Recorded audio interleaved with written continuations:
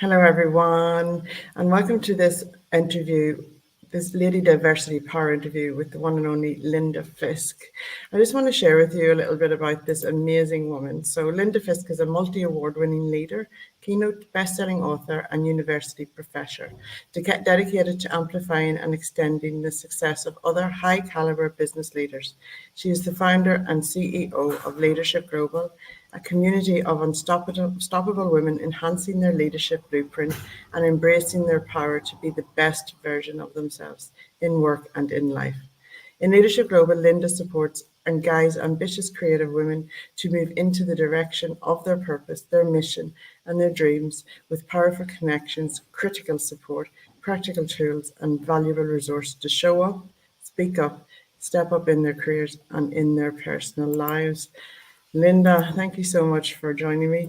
I know this firsthand experience of connecting with you and all of the work that you do. Like, that's just totally at the essence of it. So, your chapter in Lady Diversity Power is called Breaking Down the Barriers for Those with Invisible Disabilities. Can you speak to that, please? Yes, Karen, thank you so much for giving me the opportunity to be with you today. You know, I have found that one of the single best indicators of an exceptional work environment is a strong commitment to diversity and inclusion. And it's clear that an employer that values every single individual's contribution and provides employees every chance to succeed, you're going to find a more engaged, a more committed, loyal, and high-performing workforce. And when an employer focuses on individual abilities and rewards exceptional performance, employees have the assurance of fairness and equity that diversity and inclusion initiatives were always meant to inspire. But I will tell you, although it is wonderful that diversity definitions have now expanded to include less visible characteristics like parental status or religion, there are still many invisible disabilities that employers may not be aware of or sensitive to. Today, leaders not only focus on embracing strengths of a diverse workforce, but they're incorporating inclusion strategies that clearly demonstrate their driving commitment to engage the unique qualities, the abilities that every single employee can bring. But again, they may not understand that there is a large group of extremely capable employees that are suffering every single day with some sort of invisible disability. So it's important to highlight that about 1 in 10 people live with some sort of invisible disability. And many times, those invisible disabilities can impair the ability to work under normal conditions or maybe participate in social activities after work. And people with invisible disabilities can have dramatic limitations on typical work activities or hardly any at all. It can be difficult for coworkers to even acknowledge, recognize, or understand the disability. And of course, it's the right of every individual to disclose their disability or not to their employer and their coworkers. And due to the social stigma that's often directed to people with disabilities within the workplace or even outside the workplace, some employees with some sort of invisible disability may choose not to disclose their diagnosis. And with that can lead to a lot of misunderstandings in the work environment because, again, those disabilities may not be readily seen or experienced by coworkers, by bosses, by supervisors, because again, those disabilities can range from being very mild and easily sort of not discovered to being much more significant. In fact, a recent study found that 88% of people with an invisible disability had really negative views about disclosing their disability to employers because they were afraid of being labeled, afraid of being sidelined, afraid of any kind of social stigma associated with that. And again, invisible disabilities can range from epilepsy to dyslexia, from hearing and vision impairment to chronic pain, from PTSD to autoimmune compromised diagnosis, and all the way to diabetes or mobility impairments. It can be anxiety and depression. And in fact, in the United States alone, 96% of people with chronic medical conditions show no outward sign of their illness, but they still identify as being disabled. Oh, it's a powerful conversation and such an important one. Now, for me, I'm a mental health advocate. I always have been very passionate about that. But there's also the physical disabilities, and my own daughter has diabetes. And whenever she's out in the workforce, she's always very private with it. She's not, she just gets on with it. But I suppose it's knowledge is key, isn't it, Linda, for these things? It breaks the taboo, it gives it understanding and takes away any stigma or any type of labeling. But it's people just not understanding things, That's isn't right. it? And Karen, you said it. It's important to note that if a person has a disability, that doesn't necessarily mean they're disabled. Many living with invisible disabilities are still fully active in their work, their families, their sports, their hobbies.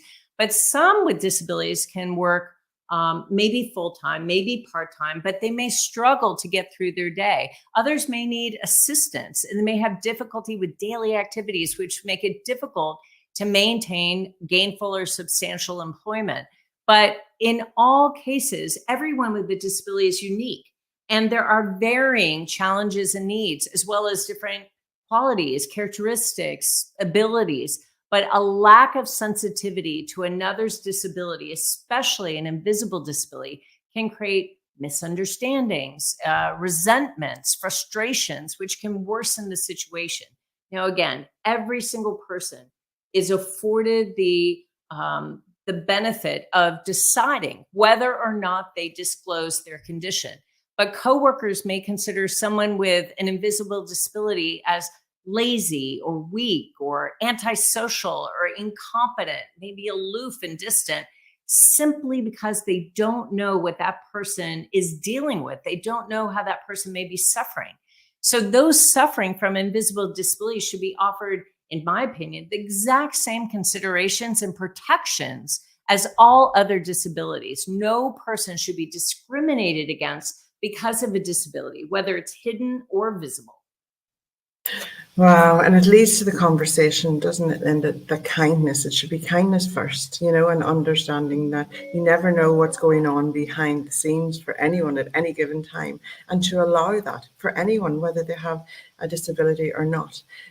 From my experience with people with disabilities, it's more of an ability because it actually allows people to focus more on their abilities, and they do it with so much more focus, drive, and at a higher level. That's my experience, and so I think that it's actually the opposite.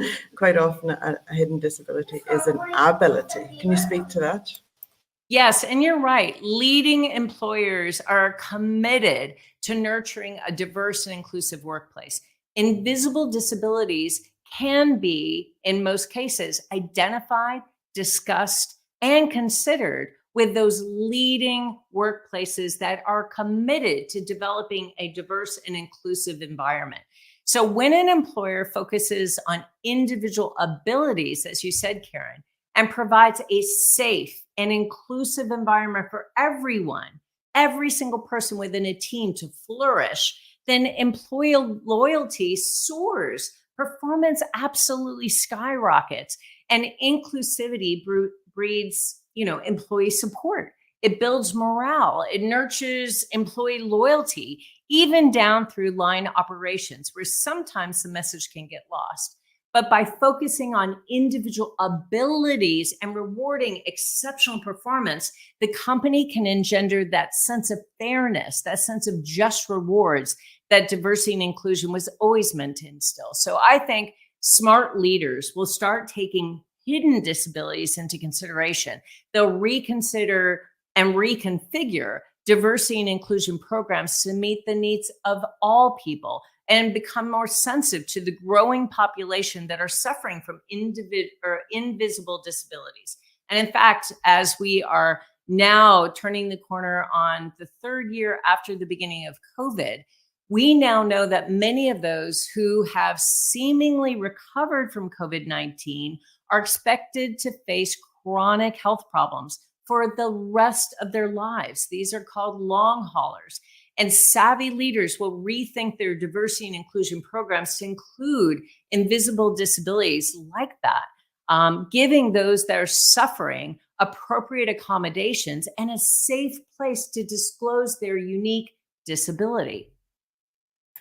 We're even dealing with the unknown because we don't know the implications of an amazing conversation. Linda Fisk, thank you so much. I really treasure this conversation. We will share it far and wide so that it is, talked about in many circles. But thank you so much.